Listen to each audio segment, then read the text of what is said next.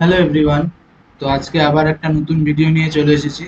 আজকের ভিডিওতে আমরা 2018 প্রিভিয়াস ইয়ার কোশ্চেন সলভ করব। এর আগে দুটো ভিডিওর মাধ্যমে আমরা 2020 প্রিভিয়াস ইয়ার সলভ করেছিলাম।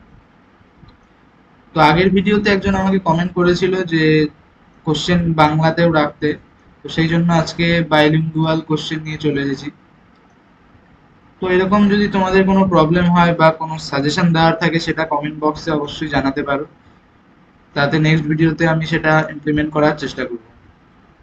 চলো অঙ্কগুলো শুরু করা যাক। ফার্স্ট অঙ্কটা দেখো কি বলেছে, man invest 1/3 of his capital at 7%। আচ্ছা, এই অঙ্কটা কিন্তু 2020 প্রিভিয়াস ইয়ারেও ছিল, সেম কনসেপ্ট এবং সেম সংখ্যা দিয়ে কিন্তু রিপিট হয়েছিল। তো ওই ভিডিওটা দেখে থাকলে আশা করি এখানে কোনো প্রবলেম হবে না। তো এই ভিডিওতে আর এটা করাচ্ছি না, আমি নেক্সট অঙ্কে চলে যাচ্ছি। নেক্সট অঙ্কে কি বলেছে, a train can go from Bardhaman to Howrah in 6 hours and another train can go from Howrah to Bardhaman in 4 hours. Both of them start at 7 a.m. They will meet at,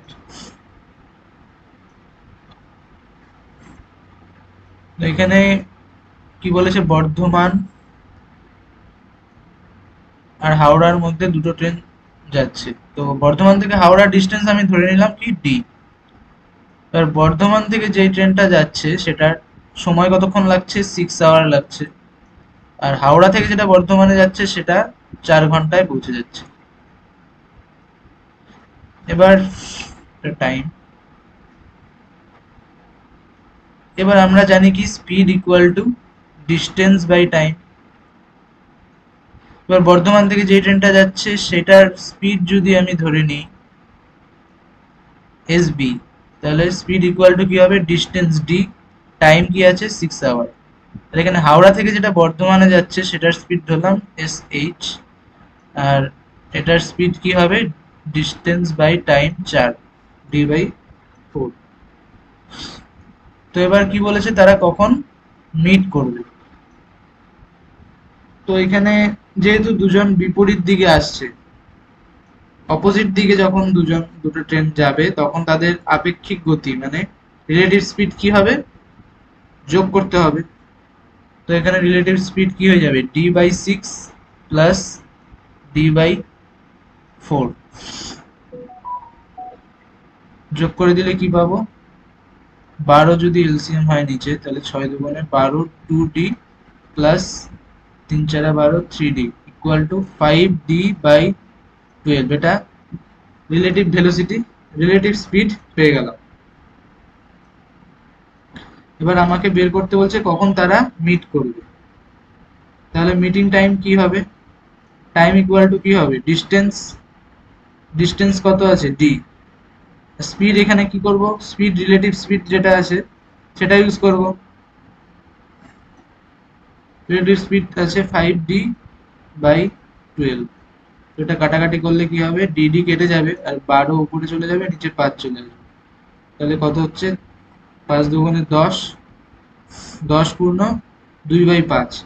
তাহলে 2, sorry 10 পূর্ণ না, 2 পূর্ণ 2/5।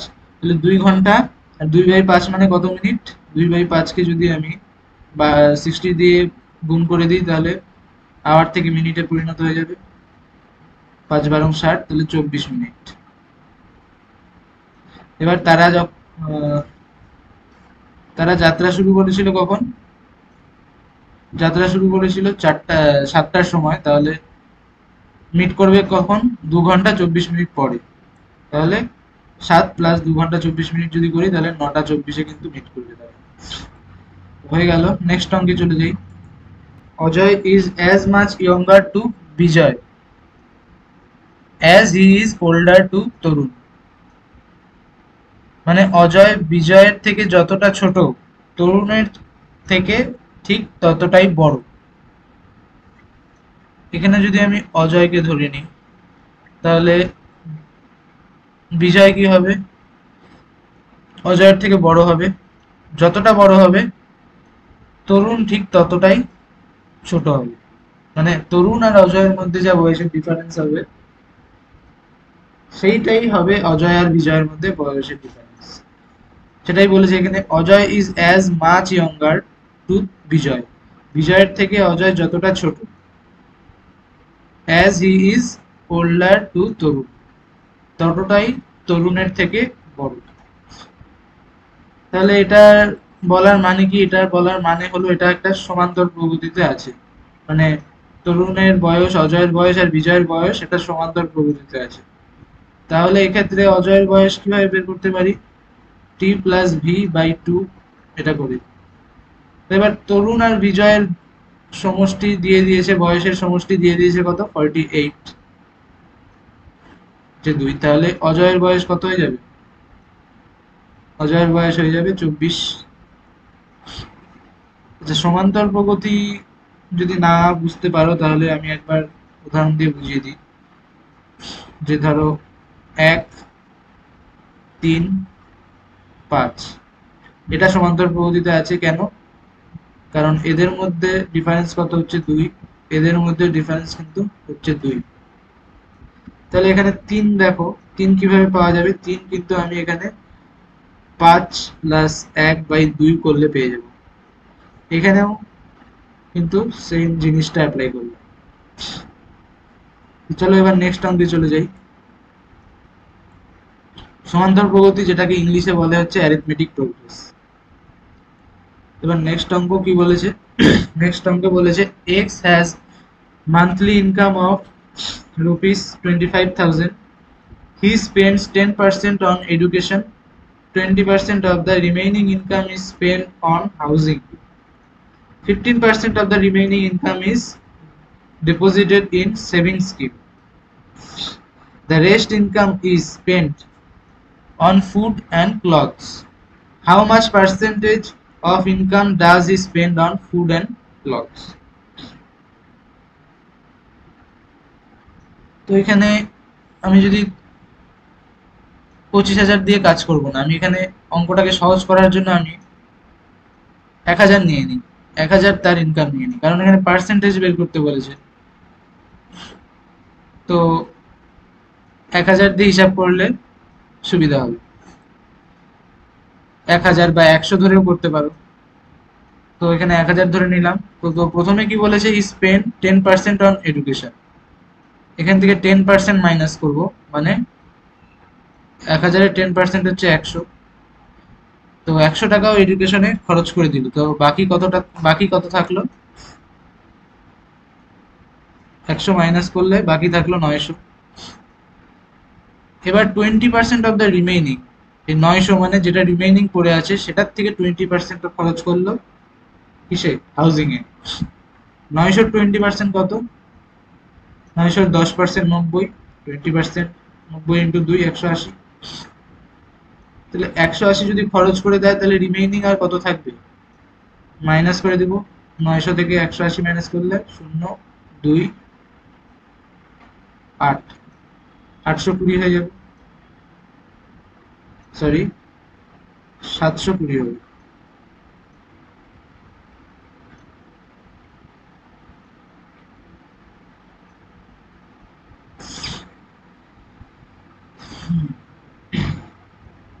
তো এবার যে রিমেইনিং অংশটা থাকলো তার আবার 15% ডিপোজিট করেছে সেভিংস স্কিম।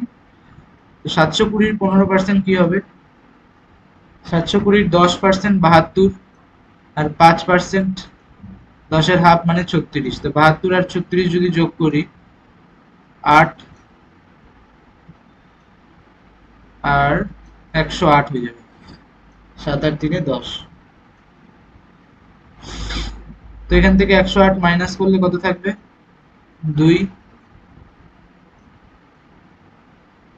আর এখানে 1 নেমে আসলে 1, আর এখান থেকে 6। তাহলে রিমেইনিং কত থাকলো? এতটা। তাহলে এই রেস্ট যেটা থাকলো রিমেইনিং অংশটা, সেটাও ফুড আর ক্লথিং এ ইউজ করবে। তো এবার বলেছে কত পার্সেন্ট সে ফুড এন্ড ক্লথিং এ ইউজ করেছে, পার্সেন্টেজ বের করতে বলেছে। 1000-এর মধ্যে যদি 612 টাকাও ফুড এন্ড ক্লথিং এ ইউজ করে, তাহলে 100-র মধ্যে যদি হিসাব করি, 100-র মধ্যে কত হবে? 10 দিয়ে ভাগ করে দিলে, 1000 থেকে 10 দিয়ে ভাগ করলে 100 পাবো, আর 612-কে 10 দিয়ে ভাগ করলে 61.2% হয়ে যাবে। এটা হয়ে যাবে অ্যান্সার। এবার নেক্সট অঙ্কে চলে যাই। নেক্সট কি বলেছে, a train runs for 2 hours at the speed of 35 kilometre per hour. It turns from it runs from for 3.5 hour at the speed of 60 km per hour and then runs for 2.5 hour at the speed of 70 km per hour. then average speed বের করতে বলেছে। Average স্পিডের ফর্মুলাটা কি? Average speed যদি বের করতে চাই কিভাবে বের করব? অতিক্রান্ত দূরত্ব total distance covered by train by total time. অতিক্রান্ত দূরত্ব বাই টোটাল সময়, টাইম। টোটাল ডিস্টেন্সে কিভাবে পাবো? টোটাল ডিস্টেন্স পাবো এইভাবে, প্রথমে 2 ঘন্টা গেছে 35 কিলোমিটার পার আওয়ার বেগে, তো প্রথম 2 ঘন্টায় এতটা ডিস্টেন্স গেল, যোগ করে দিব। নেক্সট 3.5 আওয়ার গেছে 60 কিলোমিটার পার আওয়ার বেগে, তাহলে নেক্সট 3.5 আওয়ার গেল এতটা স্পিডে, প্লাস করে দিব। নেক্সট 2.5 আওয়ার গেল 70 কিলোমিটার পার আওয়ার বেগে, তাহলে নেক্সট 2.5 আওয়ারে 2.5 ইন্টু 70 কিলোমিটার গেল, টোটাল ডিস্টেন্স পেয়ে গেলাম। টোটাল টাইম কিভাবে পাবো? যোগ করে দিব টাইম গুলো, 2 ঘন্টা 2 প্লাস 3.5 কত হবে? 5.5 প্লাস 2.5 6 7 8 হয়ে যাবে। এটা ক্যালকুলেট করলে কত পাবো? এখানে 2 ইন্টু 35 70 প্লাস 3.5 ইন্টু 60, 3 ইন্টু 60 করলে 180, আর 0.5 মানে 60 হাফ মানে 30, 180 প্লাস 30 210 হয়ে যাবে। 2.5 দিয়ে যদি 70 কে গুণ করি তাহলে কত হবে? 2 দিয়ে গুণ করলে 140, আর 0.5 মানে হাফ করে দিব 35, 140 প্লাস 35 175 বাই 8 ইকুয়াল টু করলে কি হবে? এখানে যোগ করে দিব 5 7 8 8 আর 7 15 5 হাতে থাকলো 1 3 4 8 দিয়ে যাবে, 8 দিয়ে দিলে 5 8 40,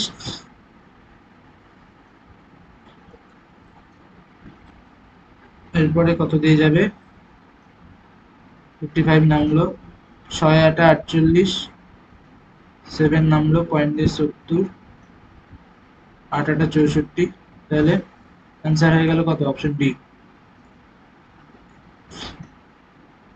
নেক্সট অঙ্কে চলে যাই। নেক্সট কি বলেছে, আ গার্ডেনার প্ল্যান্টস এতগুলো ট্রি প্ল্যান করলো in such a way that there are as many rows as there are trees in a row, the number of trees in a row are. এটার মানে কি বলেছে, যদি rho থাকে ধরো 4টা, 4টা রো যদি থাকে তাহলে প্রতিটা রোতে 1টা 2টা 3টা 4টা গাছ থাকবে, মানে রো যতগুলো থাকবে ততগুলো গাছ একটা রোতে থাকবে। তো 4টা রো আর প্রত্যেকটা রোতে যদি 4টা করে গাছ থাকে তাহলে টোটাল গাছের সংখ্যা কত হবে? টোটাল গাছের সংখ্যা কিভাবে বের করবো? 4 ইন্টু 4 করে দিব,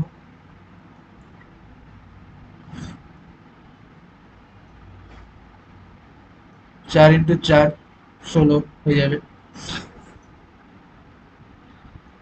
তো সেরকম ভাবেই যদি গার্ডেনার এতগুলো গাছকে যদি এই সিমিলারলি এইভাবে সাজাতে চায়, যতগুলো রো থাকবে প্রত্যেকটা রোতে ততগুলো গাছ থাকবে, তাহলে কিভাবে সাজাবে? ওই গাছগুলোর আমি বর্গমূল করে দিব, বর্গমূল করে দিলে আমি রো এর সংখ্যা পেয়ে যাব 1 7 9 5 6। তো লাস্টের দিক থেকে 2 ঘর করে নিলে এখানে 1 দিয়ে দেব, প্রথমে 1 79 নেমে আসলো, এবার 1 এর ডবল নিয়ে নিব 2, কত দিয়ে যাবে? তিন তিন দিয়ে যদি দেই, এখানে 3 বসাবো, এখানে 3 বসাবো, তাহলে 3 তিরিক্ষে 9, 3 দুগুণে 6, 1 0, আবার 56 নেমে আসলো, এখানে 13 ডবল নিয়ে নিব 26। এবার 4 দিয়েও যেতে পারে, 6 দিয়েও যেতে পারে। 4 দিয়ে দিয়ে দেখি ফার্স্টে। 4 দিয়ে দিলে এখানে যদি 4 দিয়ে গুণ করে দিই, 4 4 16, 6 হাতে 1, 4 4 24, 25 5, হাতে থাকলো 2, 4 দুগুণে 8 আর 10, তো হয়ে গেল। তার মানে রো কতগুলো থাকবে? 134টা। প্রত্যেক রোতে গাছ কতগুলো থাকবে? 134টা। তো অ্যান্সার হয়ে যাবে অপশন বি। তো এবার নেক্সট অঙ্কটা দেখে নিই, নেক্সট অঙ্কে কি বলেছে। বলছে 12 workers take 4 hours to complete a job. How long would it take 15 workers to complete the job? তো এখানে একটা ফর্মুলা ইউজ করব। ফর্মুলাটা কি? M1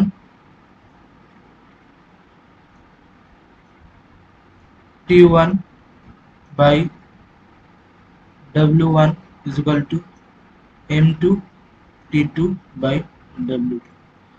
M হচ্ছে ওয়ার্কার, টি হচ্ছে সময়, ডাব্লু হলো ওয়ার্ক। এবার এখানে যেহেতু এফিসিয়েন্সি বলে দেয়নি যে প্রত্যেকটা ওয়ার্কারের, এখানেও যে ওয়ার্কার কাজ করছে এখানেও সেই সেম ওয়ার্কারই কাজ করছে, শুধু নাম্বার চেঞ্জ হয়েছে। এবার যদি এফিসিয়েন্সি আলাদা আলাদা হতো, ধরো কোশ্চেনে বলা থাকলো যে 12 ম্যান, তারপরে নেক্সট বলা থাকলো যে 15 ওম্যান, তাহলে সেক্ষেত্রে কি করবো? সেক্ষেত্রে এই ফর্মুলাতে আর একটা টার্ম যুক্ত হবে, সেটা হলো এফিসিয়েন্সি। তো তখন ফর্মুলাটা কি হয়ে যাবে? M1 T1 E1 by W1 equal to M2 T2 E2 by W2। তো এখানে এই ফর্মুলাটাই কাজে লাগবে, যেহেতু এফিসিয়েন্সি সবার এক সেম। তো M1 কত আছে, মানে ওয়ার্কারের সংখ্যা 12, ইকুয়াল টু টাইম কত আছে? 4 ঘন্টা। আর ওয়ার্কও এখানে কিন্তু সেম, সমপরিমাণ ওয়ার্ক কিন্তু করছে দুজনেই, দুটো কন্ডিশনই। তো এখানে ওয়ার্ক 1 নিয়ে নিলাম, এপাশে ওয়ার্ক 1 নিয়ে নিলাম, আর এখানে ওয়ার্কারের সংখ্যা 15 আর টাইমটাই বের করতে বলেছে। এখানে T2 ইকুয়াল টু কত হয়ে যাবে? 12 ইন্টু 4 বাই 15, 3 দিয়ে কাটলে 3 4 12, এখানে 3 5 15, 16 বাই 5 মানে 3 পয়েন্ট, বা 3 কি বলতে পারি, 3 পূর্ণ 1 বাই 5।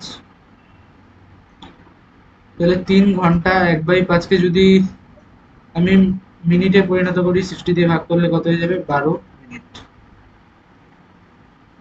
তাহলে অ্যান্সার কি হয়ে যাবে? 3 ঘন্টা 12 minute. X can do a piece of work in 20 days, Y can do it in 12 days. Y work at it for 9 days. In how many days can X alone finish the remaining work? X কাজ করতে পারে 20 দিনে, Y করতে পারে same কাজ 12 দিনে। তো এখানে এই দুটোর যদি আমি এলসিএম নিয়ে নিই, কত দাঁড়াচ্ছে? 60। 20 আর 12 এর এক্সট্রেম 60। তো এলসিএম যেটা পেলাম সেটাকে কি ধরে নেব? Total work. আর তাহলে 20 দিনে যদি ও 60 কাজ করে, তাহলে ওর এফিসিয়েন্সি কি হয়ে যাবে? এফিসিয়েন্সি হয়ে যাবে 3। আর ওর এফিসিয়েন্সি কি হয়ে যাবে? 5 12 60, 5 হয়ে যাবে। তো এবার কি বলে দিয়েছে? Y work at it for 9 days। Y একা 9 দিন কাজ করে, তাহলে ওয়াই কত কাজ করলো? 9 ইন্টু ওয়াই এর এফিসিয়েন্সি 5, 45 কাজ করে ফেললো ওয়াই। তো বাকি কাজ এক্স একা কত দিনে শেষ করবে? বাকি কতটা থাকলো? 60 মাইনাস 45, 15। 15 কাজ বাকি থাকলো, সেই 15 কাজ ওয়াই এক্স একা কত দিনে করবে? এক্স এর এফিসিয়েন্সি দেওয়া আছে 3, তাহলে 3 5 15। তো এক্স রিমেইনিং ওয়ার্ক করবে 5 দিনে। আর যদি বলতো যে এইভাবে টোটাল কত দিনে ওয়ার্কটা শেষ হয়েছে, তাহলে 5 আর 9 অ্যান্সার হয়ে যেত কিন্তু 14। তাহলে নেক্সট অঙ্কে চলে যাই। নেক্সট অঙ্ক কি বলেছে, if 4/5 of cistern is filled in 1 minute, how much more time will be required to fill the rest of it? 4/5 of the cistern ভরতে কতক্ষণ লাগে? 1 মিনিট। 1 মিনিট। তাহলে রিমেইনিং বলতে যদি টোটাল আমি এক ধরে নিই, এক অংশ যদি ধরে নিই, 4/5 ভরা হয়ে গেছে, তাহলে রিমেইনিং কত? রিমেইনিং কত থাকবে? 1 থেকে 4/5 মাইনাস করলে 1/5। 4/5 অংশ যদি ভরতে 1 মিনিট সময় লাগে, তাহলে 1/5 অংশ ভরতে কতক্ষণ লাগবে? 4 দিয়ে ভাগ করে দিব, 1/4 মিনিট লাগবে। 1/4 মিনিট মানে কত সেকেন্ড? 60 দিয়ে গুণ করে দিই যদি, মানে 4×15 = 60, 15 সেকেন্ড। অ্যান্সার কত হয়ে যাবে? 15 সেকেন্ড অ্যান্সার হয়ে যাবে।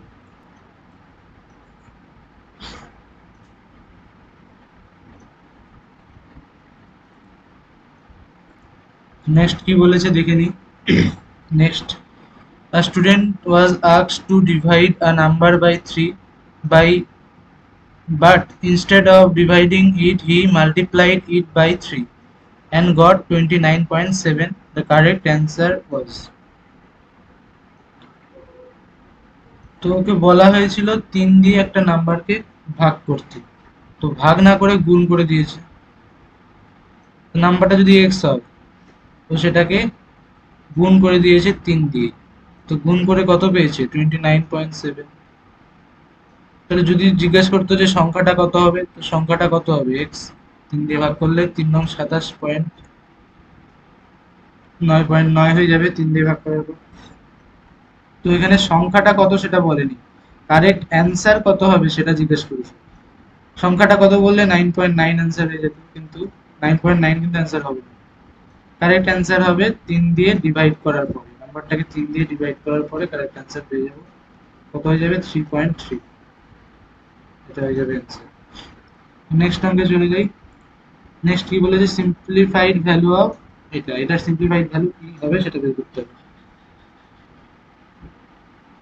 তো এটা দেখে নাও, 1/1000 ভিতরে যে এই পার্টটা আছে, এই পার্টটা নিয়ে আমি প্রথমে কাজ করি।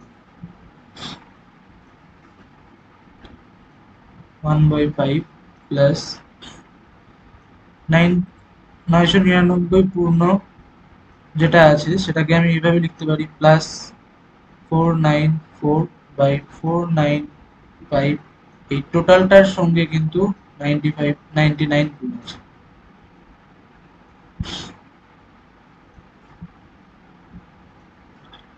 এখানে 1/1000, 1/5 প্লাস এটা নিয়েই প্রথমে কাজ হবে। তো 999 প্লাস আমি এটাকে কিভাবে লিখতে পারি, 495 মাইনাস 1/4। নিচে কি আছে? নিচে 495, এটা 495, 495 নিচে আছে, ইন্টু আছে কত? 99। অঙ্কটা যখন করবে তখন বারবার এত লেখা, এইসব লেখার কোনো দরকার নেই, আমি এখানে বোঝানোর জন্য লিখছি। 999 প্লাস এখানে 495 দিয়ে ভাগ দিলে কত হয়ে যাবে? 1 মাইনাস 1/495 হয়ে যাবে, ইন্টু থাকবে 99।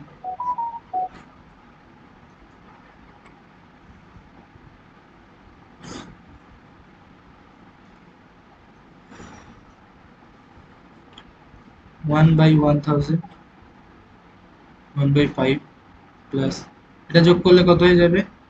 1000। এবার 99 দিয়ে যদি ভেতরে গুণ করে দিই তাহলে কত হবে? 99,000 হয়ে যাবে। 1000 ইন্টু 99 মাইনাস 1/495 কে যদি 99 দিয়ে গুণ করি তাহলে কত হয়ে যাবে? 1/495 কে 99 দিয়ে গুণ করলে নিচে কিন্তু 5 চলে আসবে। এখানে প্লাস ছিল, তো এখানে সাইনের কোনো পরিবর্তন হবে না, মাইনাসই থাকবে। +195 -195 কিন্তু কেটে যাবে, পড়ে থাকবে কি 99,000। এবার 1000 দিয়ে 99,000 কে ভাগ করে দিলে কত চলে আসবে, কাটাকাটি করে 99 आंसर চলে আসবে। অপশন এ চলে আসবে आंसर। নেক্সট অঙ্কে চলে যাই। নেক্সট কি বলেছে, reduction of 20% in the price of apple enables a buyer to get 1 dozen more for rupees 50. Find the reduced price per dozen of apple. Reduction of 20%, 20% মানে কত, যদি 20% কে আমি ফ্র্যাকশনে লিখতে চাই, 20% কে ফ্র্যাকশনে লিখলে কত হবে 1/5। তো 1/5 রিডাকশন মানে কত, 5 থেকে 1 রিডিউস হয়ে কত হয়েছে 4 হয়েছে।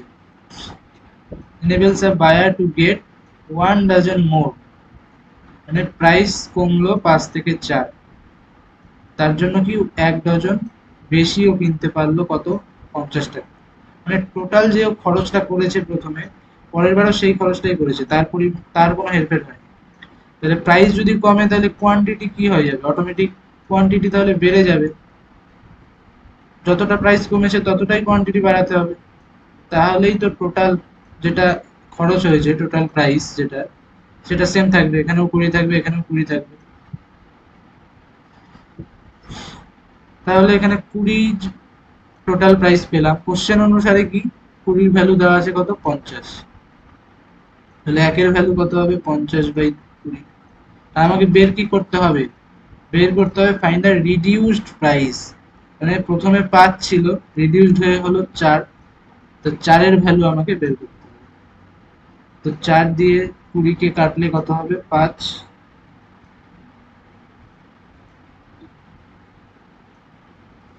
4 দিয়ে 20 কে কেটে দিলে কত হয়ে যাবে 5, 5 দিয়ে 50 কাটলে কত হয়ে যাবে 10, অ্যান্সার চলে আসবে 10।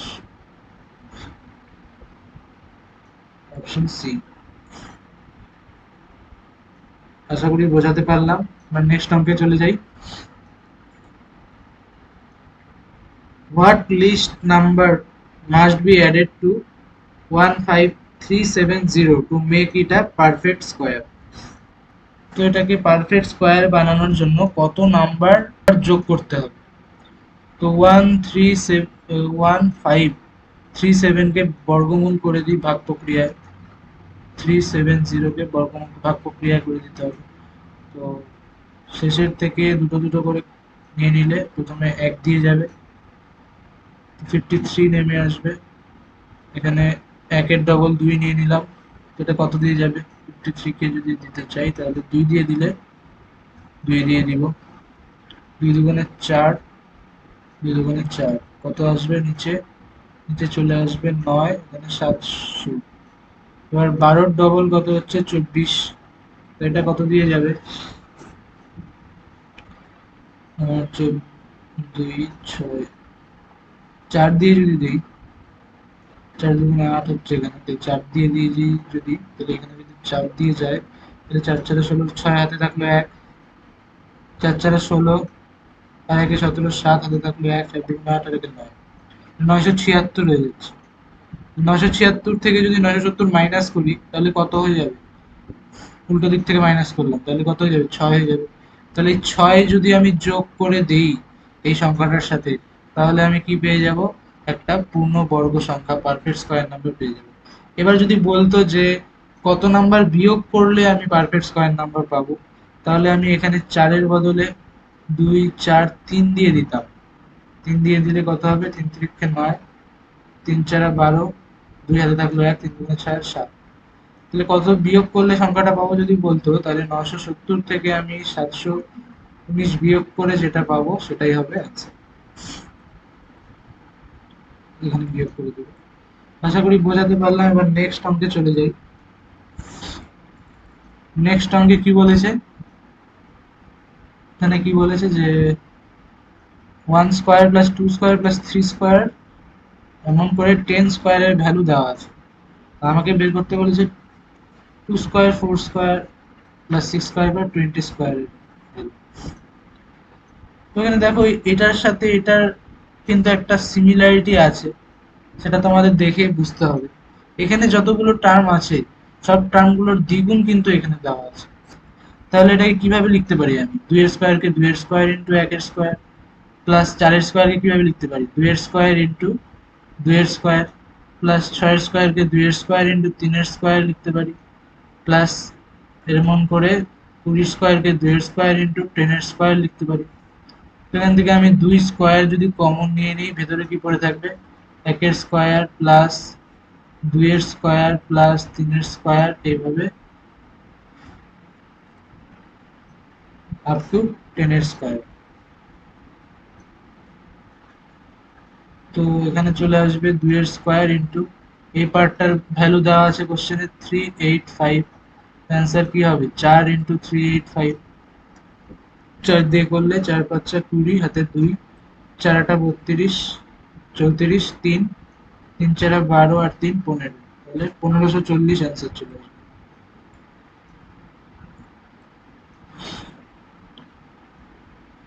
তো আজকের ভিডিওতে 14 নাম্বার অবধি করা হলো। তো নেক্সট ভিডিওতে আমি 15 নাম্বার থেকে কন্টিনিউ করব। তো ভিডিওটা দেখার জন্য ধন্যবাদ। যদি কোনো প্রবলেম থাকে বা আমার ক্যালকুলেশনে যদি কোনো অঙ্কে ভুল করে থাকি, তো অবশ্যই কমেন্ট বক্সে জানাবে, আমি নেক্সট ক্লাসে সেটা ঠিক করে দেওয়ার চেষ্টা করব। ধন্যবাদ।